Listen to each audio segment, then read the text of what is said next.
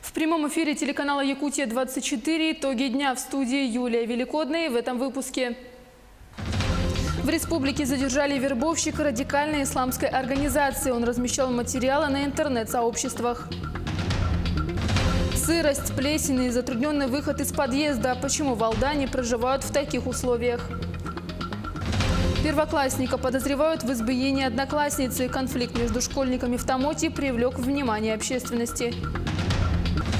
Без документов и в пьяном угаре незакрытая машина у магазина обернулась угоном автомобиля для жителей села Хатасы. Экспериментальная школа-интернат «Арктика» в Нерюнгри очередной раз распахнула свои двери для 5 народов Севера. В Северной Корее после 5-летнего перерыва состоялись массовые игры, фестиваль, прославляющий государственную идеологию страны.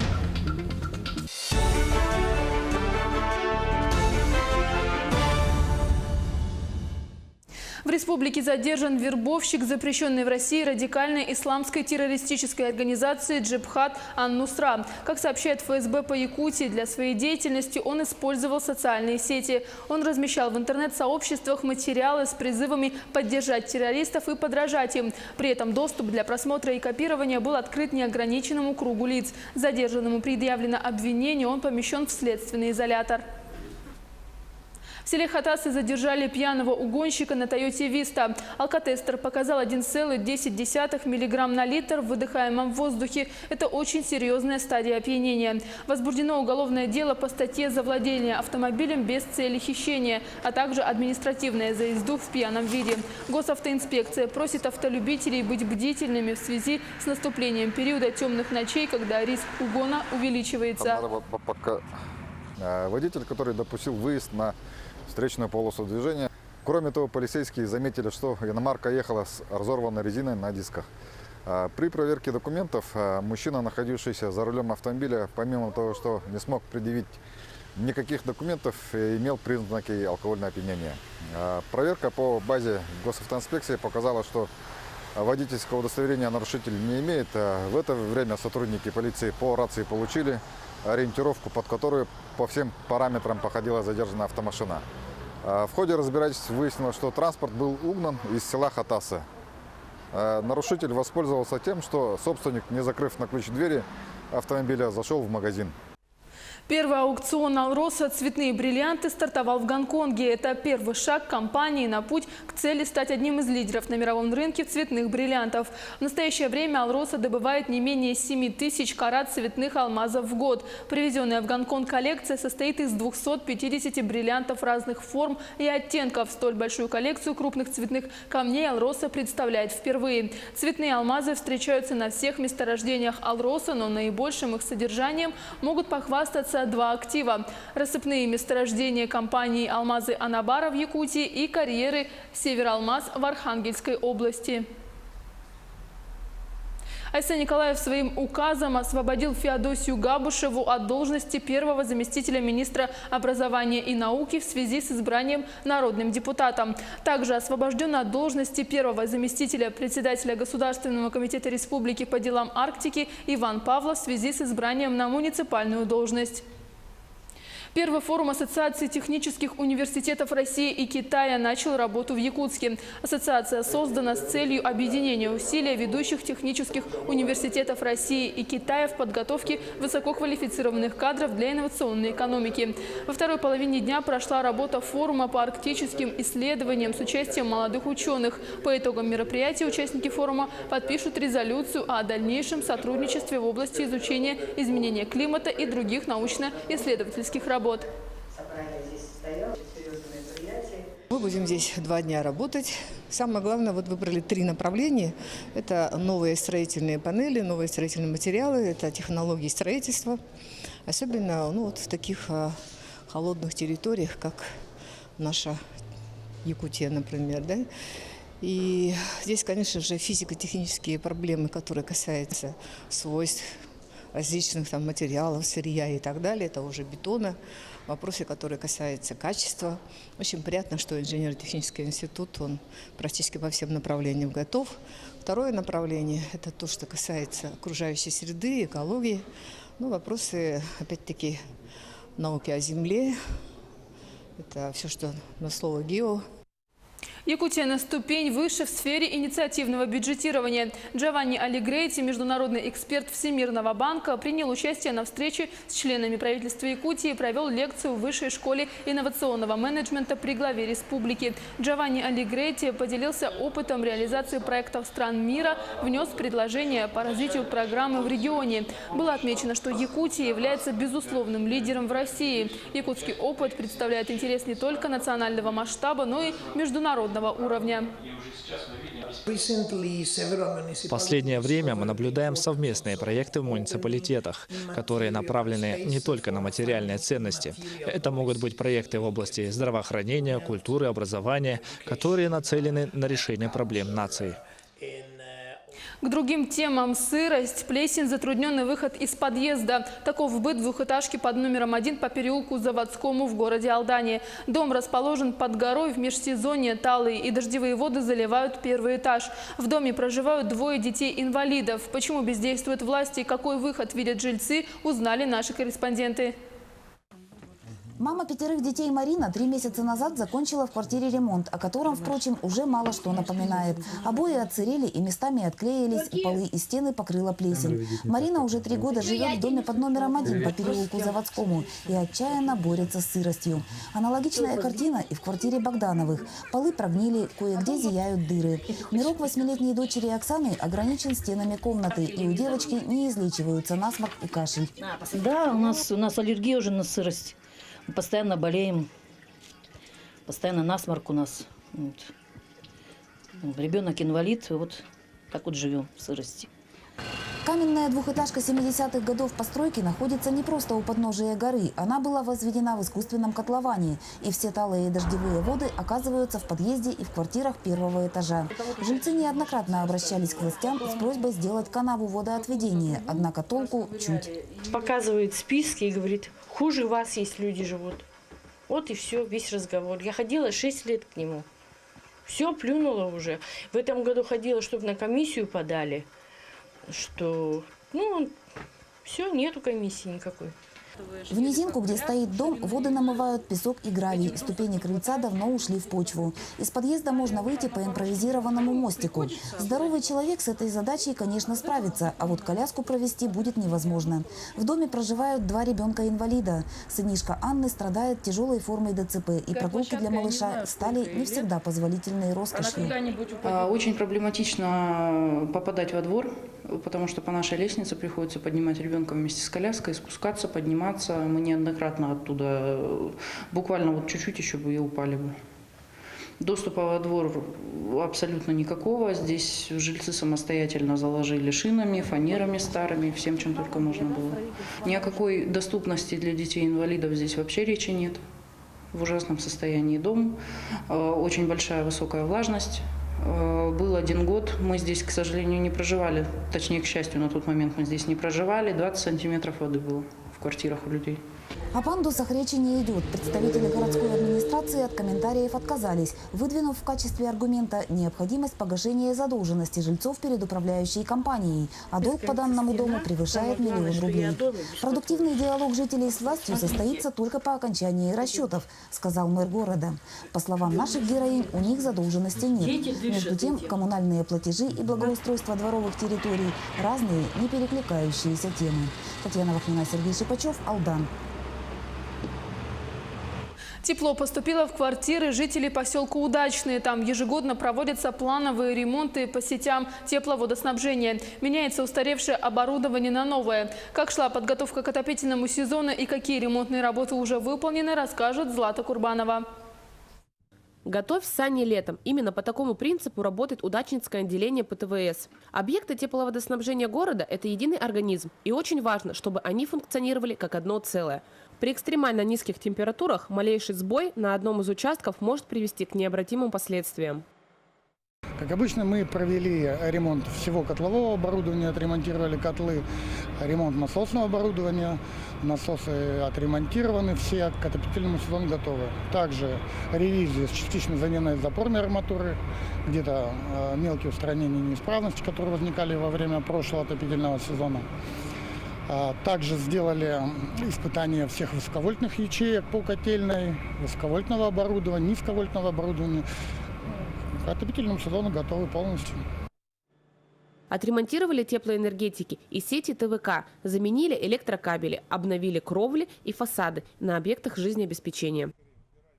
Завершены работы по замене ветхих участков магистральных сетей, тепловых сетей, водоснабжения на микрорайоне Новый город, также в поселке в Надежном.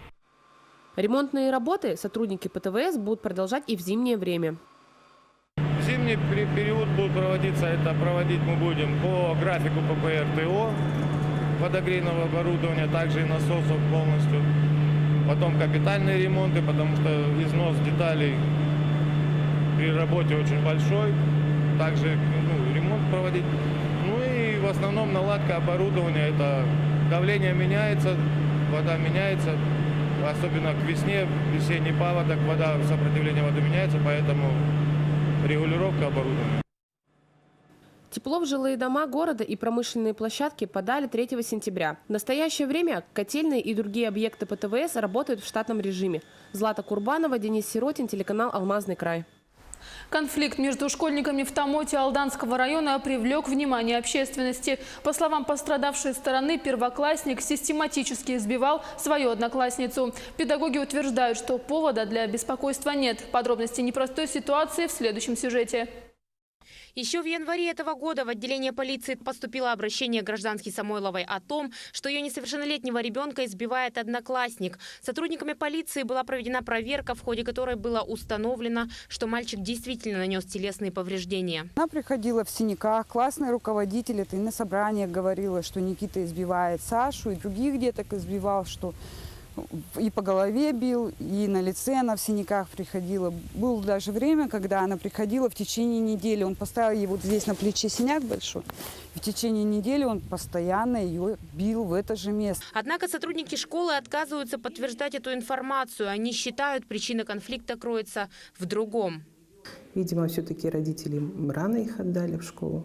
И поэтому они, как оба самые маленькие дети в этом классе, вот и возникла эта ситуация. Они не готовы еще были ни к школьной дисциплине, ни к этой урочной системе, ни к требованиям. Да? Для них это было тяжело, сложно. И, видимо, поэтому нервы у обоих детей были напряжены. Вот. Мама мальчика сама является учителем этой школы. Виноватым своего ребенка она не считает. Говорит, что все происходило у нее на глазах. Она сама видела, как сын ведет себя на уроках и переменах. Поводов для беспокойства мама-педагог не видит. Мой ребенок не контактировал никаким образом с Сашей все это время, начиная с конца декабря и вот до 15 января. Откуда могли появиться эти синяки, еще и к тому же их Никита нанес. Ну это вообще, это просто абсурд какой-то. Затем угрозы в адрес меня и моего ребенка. Это было сказано на родительском собрании, что она отпинает его и меня. Мама пострадавшей девочки требовала, чтобы мальчика перевели на индивидуальное обучение, в чем ей было отказано администрацией школы. Тогда она предприняла попытки перевести свою дочь в другую школу, но и этого не получилось из-за переполненности классов. Однако в наступившем учебном году девочку все же приняли в другую школу, но ей пришлось снова идти в 1 класс. Девочка ходит в класс. Не слышно и не видно. Тихая девочка, спокойная девочка. Вроде все нормально. Вот. Девочка адекватная вообще? Адекватная, коммуникабельная? Адекватная, нормальная, хорошо влилась в коллектив класса. Нету проблем. Сегодня с Ольгой Николаевной говорили, все в порядке. Но и на данный момент конфликт нельзя назвать исчерпанным. Мама девочки теперь намерена добиваться того, чтобы работников школы, которые не поддержали ее сторону, сняли с работы. Анастасия Данилова, Руслан Павлов, Якутск, Томот, Алдан. Крупный рогатый скот без сопроводительных ветеринарных документов пытались перевезти из Нерюнгри в Якутск. Управление Россельхознадзора при совместном рейде с сотрудниками ГИБДД выявили нарушение в перевозке 24 голов скота на КАМАЗе. На физическое лицо составлен протокол об административном правонарушении. По данному факту был составлен административный протокол по части 1 статьи 10.8 КоАП РФ.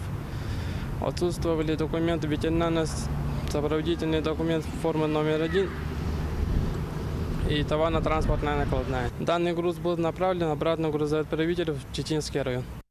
Сейчас небольшой блок рекламы и смотрите далее на телеканале «Якутия-24». В Ленске прибавилось почетных жителей, награды получили 3.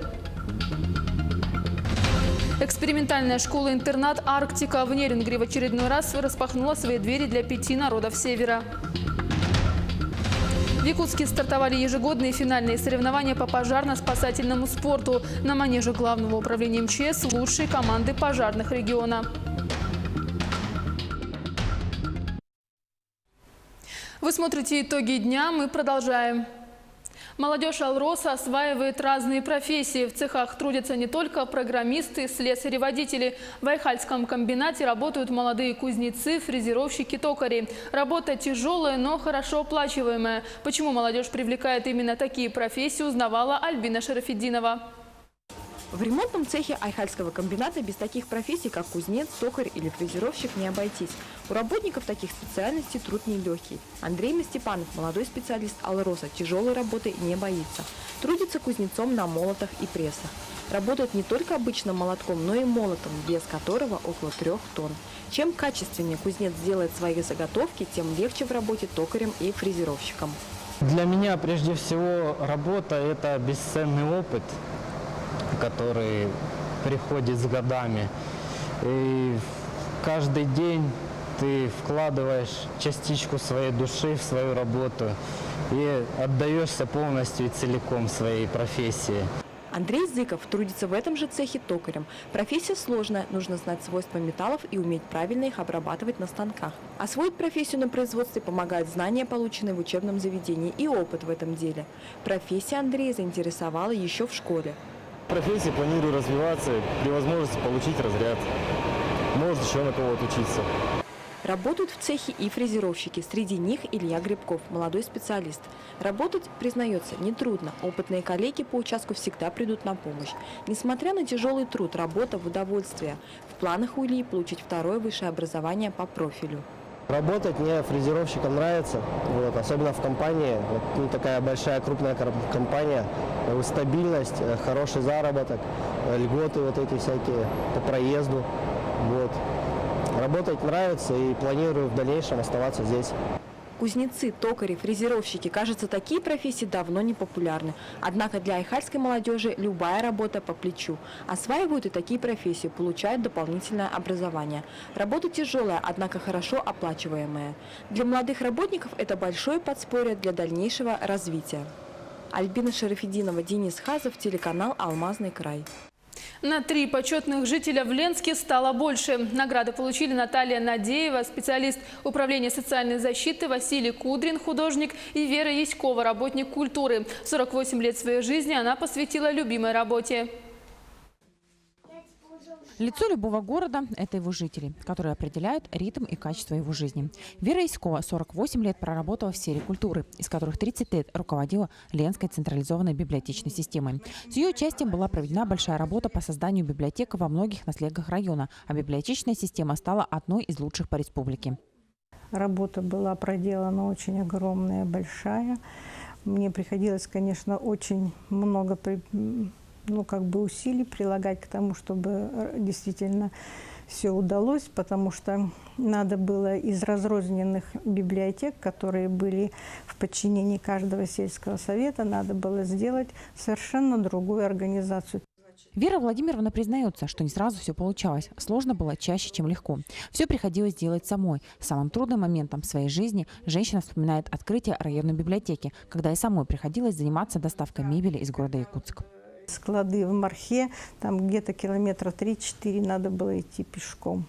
И я, когда ездила, грузила это все, тогда это было очень непросто. Но тем не менее, получается, за 3 года я определенное количество привезла, и мне хватило обставить всю буквально центральную библиотеку, еще мебель осталась на сельские филиалы.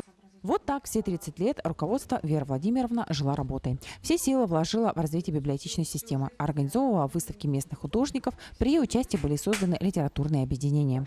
Это открывались новые отделы, это переводились каталоги во всех филиалах, в селах, поселках на новую библиотечную классификацию. Во время работы Веры Владимировны было внедрено очень много новых форм работы. При руководстве Веры Яськовой первыми в республике Ленский район организовал программу «Читающий район». Создали библиографический указатель по истории нашего района. Вся, как говорится, вот эта вот жизнь была насыщенная, напряженная, интересная. Но есть люди, которые что-то оставляют после себя, то есть вот именно в этом плане. Но вот я считаю, что централизованную систему как бы создала, оставила в хорошем состоянии таком. Вот. Сегодня Вера Владимировна – заслуженный работник культуры. В ее копилке знаки «Гражданская доблесть», за заслуги перед Ленским районом и почетный житель Ленского района. Вот уже год Вера Владимировна находится на заслуженном отдыхе, но жизнь ее все так же активна. Женщина – постоянный участник художественной самодеятельности, поет в ансамбле русской песни. Светлана Балеева, Виталий Андреев, Ленск. В Якутске пройдет 6-й фестиваль науки. Он начнет свою работу 22 сентября в Музее истории России. Там представят 130 экспозиций образовательных учреждений республики. Посетители мероприятия увидят презентации новейших научных разработок, а также станут слушателями лекций ведущих ученых Якутии. Подробности в следующем сюжете. Выдержать 50-градусный мороз. Специфика исследований якутских ученых. Теперь на морозостойкость проверяют технические масла. Именно такой проект представит на 6-м фестивале наук молодой ученый Николай Жирков. Наш проект заключается в выделении из нефти масел. Да? Вот, например, у нас нефть. Мы берем нефть от наших компаний, либо закупаем на нефтебазе нефть, которая добывается у нас в республике. Из него мы выделяем масло, масляную фракцию. Какую-нибудь из этих фракций мы берем, очищаем физическим методом, потом добавляем присадки. Комбинируя вот эти две присадки, можно получить масло, которое у нас будет работать при низких температурах очень хорошо. А в этой лаборатории ведутся исследования антиракового потенциала дикорастущих растений Якутии. Саина Иванова только на 1-м курсе магистратуры по направлению клеточные биотехнологии, но уже успевает делать значимый вклад в развитие науки и, возможно, станет тем самым человеком, который изобретет лекарство от рака. Так как род полынь является одним из самых крупных родов семейства астерации, и на сегодняшний день привлекает особое внимание исследователей, ученых в качестве перспективного растительного сырья с содержанием различных биологически активных веществ, таких как эфирные масла, флавоноиды, кумарины и так далее. Например, артемизия аннуа. Из этого вида выделяется вещество артемизинин, которое уже на сегодняшний день используется в терапии по лечению рака. Еще один проект, направленный на сохранение здоровья от будущих анестезиологов. Также будут представлены 2 манекена для отработки сердечно-легочной реанимации. Сердечно-легочная реанимация применяется в тех случаях, когда происходит внезапная остановка кровообращения по тем или иным причинам. Это корейский симулятор. Он отличается тем, что у него множество гибких настроек, и у него имеется монитор, при помощи которого можно отслеживать эффективность проводимых реанимационных мероприятий. То есть мы проводим вентиляцию, и мы видим график, по которому мы можем судить, насколько мы это эффективно делаем. Манекен позволяет симулировать ситуацию того, что человек подавился вдруг чем-то, поперхнулся, и нужно оказать какую-то срочную помощь. Обычно получается это не у всех сразу. Меня здесь научили, как оказать человеку помощь. Фестиваль науки состоится в Якутске 22 сентября. Будет представлено более 120 экспозиций. Цель этого проекта, чтобы наука вошла в каждый дом. Ведь исследования ученых могут принести пользу всем людям. Артур Габышев, Евгений Рязанский, Якутск. В Ленске по благословению архиепископа Якутского и Ленского Романа проходит юбилейный съезд православной молодежи. Тема нынешнего мероприятия «Невозможно всегда быть героем, но всегда можно оставаться человеком». Более 100 участников разделились на группы и участвуют в социальных акциях, квестах и круглых столах. Первый рабочий день начался с молебен, затем экскурсия по храму и просмотр документального фильма. Подведение итогов православного съезда молодежи и защита проектов пройдут в субботу. Самое главное, наверное, что в течение православного съезда можно укрепиться в своей вере. А что такое вера? Вера – это внутренняя свобода и сила. И я желаю вам хорошей работы, замечательных проектов. Пусть они сделают жизнь людей, которые находятся рядом с нами, чуть-чуть лучше. В Нерюнгри в очередной раз распахнула свои двери экспериментальная школа-интернат «Арктика». Здесь живут и обучаются дети 5 народов Севера. Как встречает школа своих новичков, расскажет Александра Цыбикова. Школа «Арктика» – уникальный и редкий пример бережного отношения к традициям, актуальный для коренных народов Севера, Сибири и Дальнего Востока. В этом году ей исполняется 19 лет. Тем, кому посчастливилось попасть в Арктику, помимо общеобразовательных предметов, изучают историю, культуру и обычаи своих народов. Обучение осуществляется на 5 языках – русском, эвенкийском, эвенском, якутском, английском. А с этого года в школе начали работу специалисты чукотского и юкагирского языков, которые уже вошли в программу. Большой конкурс у нас. Мы набираем всего 125 детей. А в резерве у нас огромное количество. Все дети друг другу передают, рассказывают, рекламируют. И поэтому желание большое у детишек поступить в нашу школу. Наш состав многоинтернациональный педагогический. Очень компетентные, высококвалифицированные педагоги у нас работают. В основном все у нас отличники образования Республики Саха-Якутия. У нас есть и заслуженные учитель Российской Федерации, есть и почетные работники Российской Федерации, и молодые педагоги. В Арктике обучаются только старшие классы с 8 по 11. Школьники разделены на 4 общины, которые весь год соревнуются между собой, получая баллы за хорошую учебу, дисциплину и успехи в спорте. На мероприятии представители разных улусов представили свои красочные номера и знакомили со своими новичками. Были танцы, песни, стихи, постановочные номера и игра на хамосе. Ученики впечатлили своими талантами, а главное – сплоченностью. С Булунского улуса Наслега Быковский. Я приехал сюда, чтобы изучить свой родной язык, то есть эвенкийский. С Анабарского улуса, поселок Юрымхая. Я по национальности долганка. Я из Хабаровского края, Охотского района, село Арка. Мне очень нравится, почему, во-первых, учителя очень добрые, отзывчивые, а общины и воспитатели, они как родители. Во всем поддерживают, помогают. Сегодня мы исполняли чукотский танец, есть в переводе «старший брат».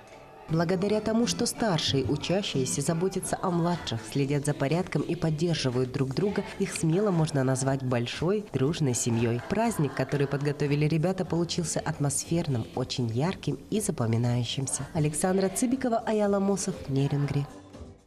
В Якутске стартовали ежегодные финальные соревнования по пожарно-спасательному спорту. На манеже Главного управления МЧС собрались лучшие команды пожарных региона. Всего 54 огнеборца и 6 команд. Продолжит Александр Зубехин.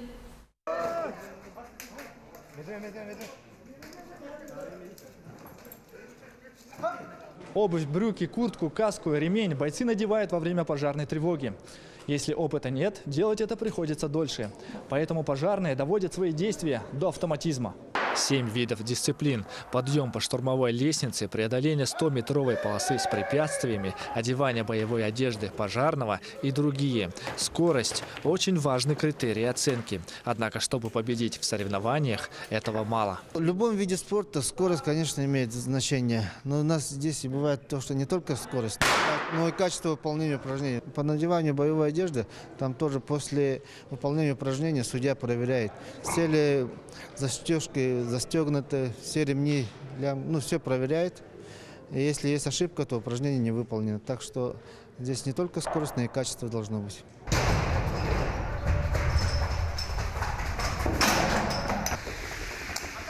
Игорь в пожарной службе уже 5 лет. Каждый год участвует в соревнованиях огнеборцев.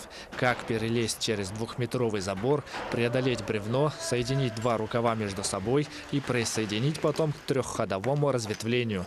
Знает не понаслышке. У меня сегодня результат 17:90 с чем-то было. И соперники у меня были верхневилюйские. 18 побегали. Было очень трудно. И уже 2-й год стал чемпионом. Хочу лучшим пожарным стать.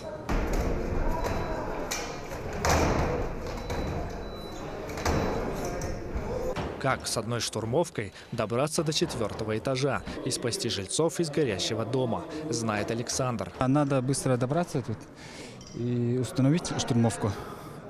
И надо быстро бросать штурмовку. Ну, я участвую первый раз, и скоро видно будет результат сегодня. Этот спорт дает пожарным стимул для участия в региональных и межрегиональных соревнованиях по пожарно-спасательному спорту. Александр Зубехин, Дилус Иннокентьев и Якутск.